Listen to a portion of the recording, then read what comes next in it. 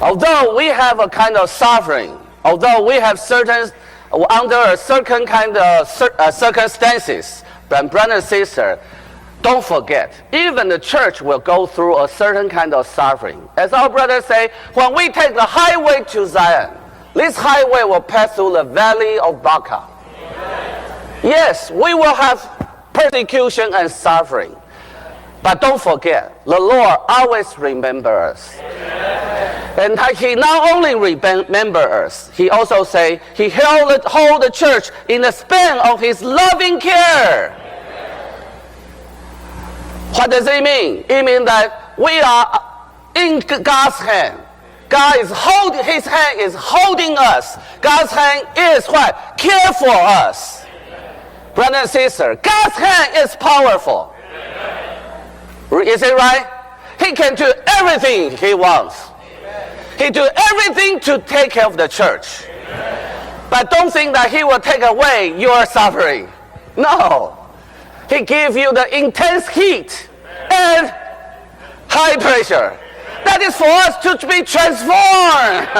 Eventually we will be glorified. However, during all this trial, He will open the way for us that we can endure, because He remembers and He also cares for us.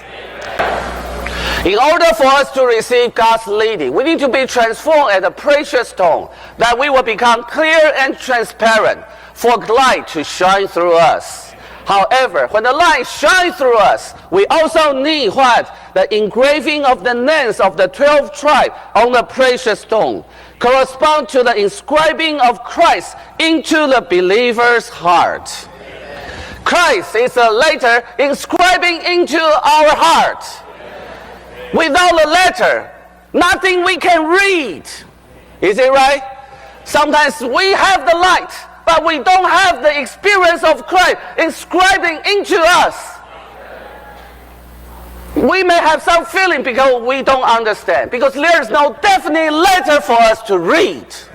In order to receive God's leading, we need Christ through our experience, inscribing into our heart.